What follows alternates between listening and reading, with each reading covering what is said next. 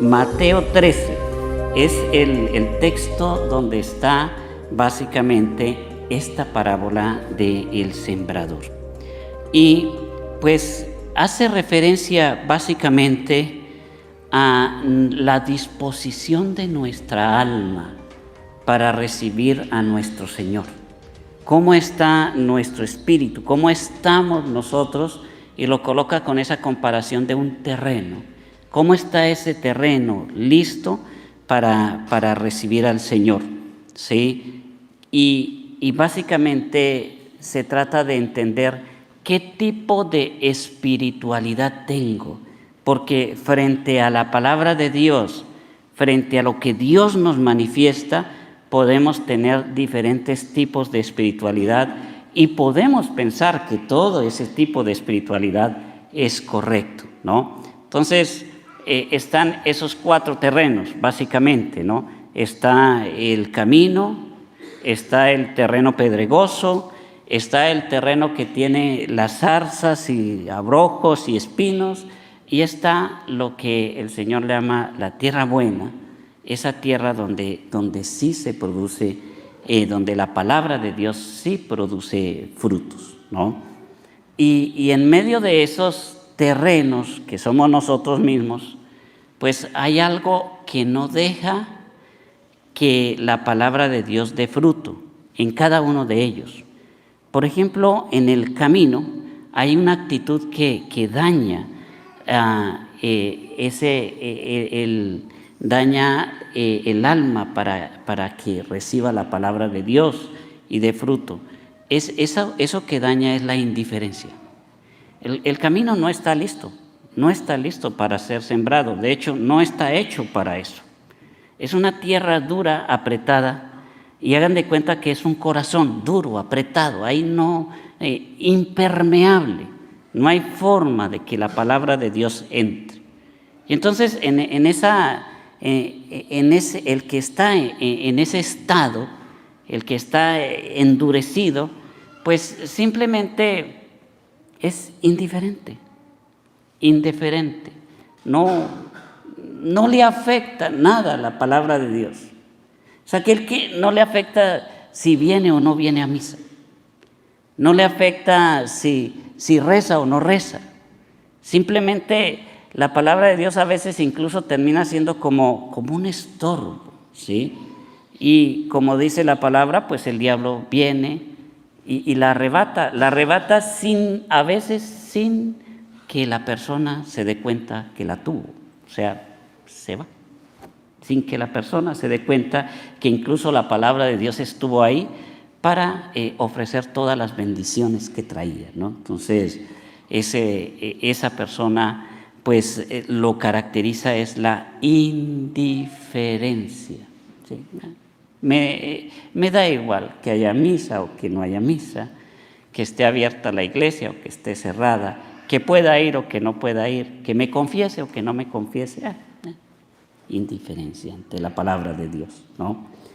Y la segunda, la de las piedras, la actitud ya no sería la indiferencia, sino la inconstancia. Yo digo que los que tienen ese terreno de las piedras, es como el que es muy emocional, muy emotivo, ¿eh?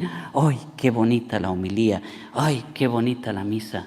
¡Ay, qué bonita la iglesia! ¡Ay, qué bonito los coros, cómo cantan de bien! ¡Ey, qué misa tan bonita! Y a la final sale alguien se le atraviesa ya en el staff y sale corriendo y ya uno saca la cabeza por el carro y le dice, que Dios te bendiga, ¿verdad? Eso es lo que decimos, ¿verdad? No, es aquel que no es constante, ¿sí? Aquel que, por ejemplo, desea empezar a rezar en familia y lo empieza. Y le dice a los hijos, bueno, vamos a rezar, vamos a hacer el rosario. Empieza a lo grande, con el rosario, de una vez, ¿no? Y quizás los hijos dicen, está bien, ¿sí? Después de que le digan, está como loca, pero bueno, está bien, ¿sí? Porque como no se rezaba antes, pues puede ser que la actitud no sea muy buena, pero empieza. y lo logra. Es decir, sí, rezan el rosario un día, 2 días. Al tercer día hay una película buena. Y entonces ya se olvida el rosario y nos vamos a la película, ¿sí? Es aquel que empieza a hacer una novena, tiene una necesidad, empieza a hacer una novena. La novena a la Virgen del Carmen, hoy es la fiesta de la Virgen del Carmen, ¿no? 16 de julio, fiesta de la Virgen del Carmen. Empezamos a hacer la novena y a mitad de novena, pues ya se arregló el problema. Entonces ya ahí paramos la novena, ya no volvemos a hacer nada. Ese es el inconstante, ese es el que la palabra cae entre las piedras. Hay como una emoción, pero no más, no hay nada más. El único fruto de ese terreno es la emoción. Y por eso hay gente que necesita incluso perseverar en ese tipo de emociones. Tengo que ir donde se aparezca la Virgen, tengo que ir donde hagan milagros, tengo que ir donde haya sanaciones, tengo que ir donde haya liberaciones, tengo que ir allá, porque es que allá sí me emociono, allá sí me siento bien. En cambio, esas otras misas, y el que habla así, realmente no sabe el sentido de la Eucaristía, porque Dios está presente hasta en la comunidad más pequeña que celebre la Santa Misa, allá donde hay 2 o 3, donde se reúnen en una iglesita feíta y que no hay coro y apenas está el padre y no hay monaguillos ni seminaristas que le acompañen. Entonces, allá también está Jesús completo. Entonces, cuando uno dice, esta misa me gusta y esta misa no me gusta, es una falta de fe, ¿sí? Bien, y el tercero sería como el que crece entre las zarzas. Recuerden que esa palabra sí crece, porque dice el Señor que las zarzas ahogan es la plantita, o sea, ya está la plantita ahí, sí crece, pero las preocupaciones, dice nuestro Señor, las preocupaciones de la vida y el deseo de riqueza, ¿sí? Básicamente la mundanidad, ¿sí? Todo lo que nos lleve a lo mundano, bueno y malo. La palabra mundano se puede poner en 2 términos. Las cuestiones de este mundo que son buenas, ¿no? Hay que trabajar, hay que ganar dinero, hay que pagar la renta, eso es mundano, pero hay que hacerlo. Y hay otras cosas mucho más mundanas que la fiesta y la tomata y la cerveza y el trago y los vicios y todo eso. Eso también es mundano. Pero se hunde uno tanto en lo mundano que lo espiritual se ahoga. Es pretender arreglar todo desde este mundo, sin alimentar la vida espiritual. De eso es muy normal, muy común. Hoy vivimos en el mundo del consumismo y entonces eso nos mantiene en la mundanidad. Entonces aquí el término que aparece es la incoherencia, porque uno pretende ser cristiano, pero no deja lo que evita ser cristiano. Es decir, uno quiere estar ahí como buen cristiano, pero simplemente no suelta lo mundano, ¿sí? Y ustedes saben, lo dijimos la semana pasada, que el camino de Jesús es un camino de cruz, un yugo que hay que cargar con el Señor y que hay que avanzar juntos. Hay que abandonar muchas cosas en ese camino. Entonces, este es el punto donde nosotros sí queremos a Dios, pero no queremos soltar el resto de cosas que nos atan al mundo. Es como el que sí quiere ser casado, pero también quiere seguir siendo soltero, ¿no? Algo así, ¿no? Entonces, bueno.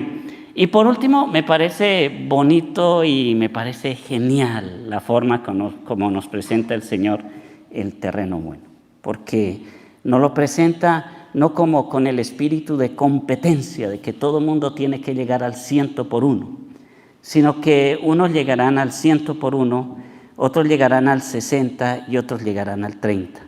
No significa que Dios le va a exigir menos a alguien o que tenemos que hacer unos más esfuerzo y otros menos esfuerzo. No es así.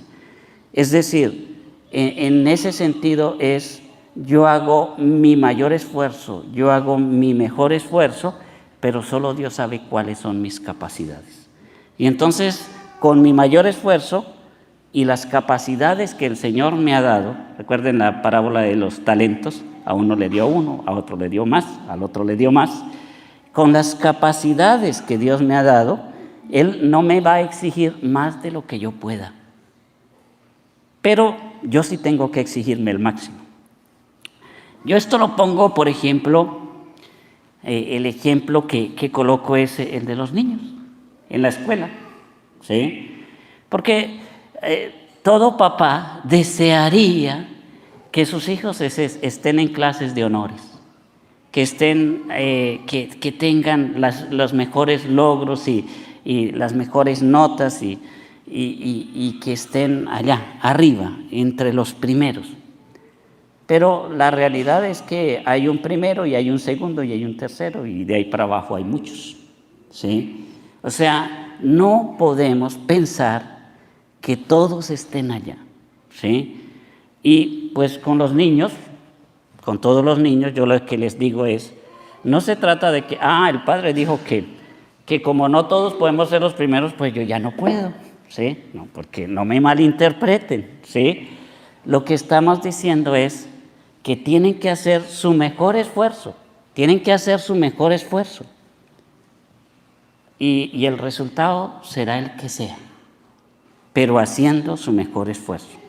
Y entonces alguno hará su mejor esfuerzo en matemáticas, pero no es bueno para matemáticas, y pasará matemáticas, pero no irá a las clases de honores en matemáticas, ¿sí? Pero hizo su mejor esfuerzo. Y pasó sus grados y siguió al siguiente nivel. Así es la palabra de Dios. En nosotros llega y crea el mejor efecto en nuestras vidas, pero nosotros tenemos que hacer nuestro mejor esfuerzo. Miren, la palabra de Dios no es para mediocres. Nosotros tenemos que dar el máximo y el Señor producirá el máximo de los frutos.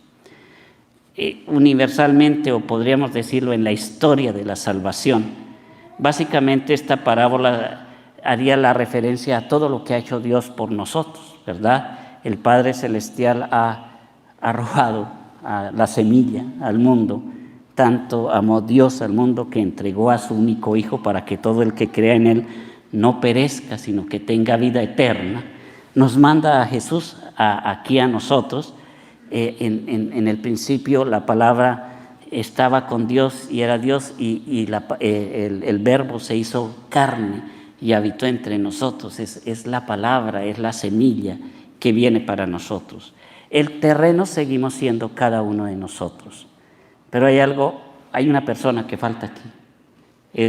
Ya hablamos del Padre y del Hijo. El Espíritu Santo es el que prepara el terreno. Tampoco debemos confundirnos, pensar que nosotros vamos a producir frutos por nosotros mismos.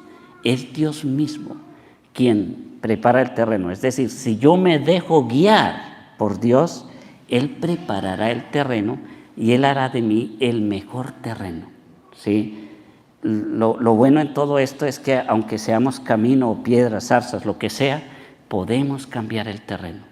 Podemos abrir el corazón al Espíritu Santo, Él preparará el terreno, la palabra de Dios vendrá a nosotros y daremos los frutos que el Espíritu Santo nos permita dar, ¿no?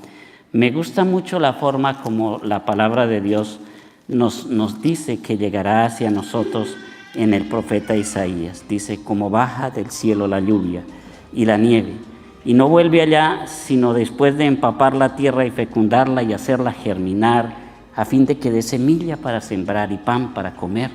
Así será la palabra que sale de mi boca. No volverá a mí sin resultados, sino que hará mi voluntad y cumplirá su misión.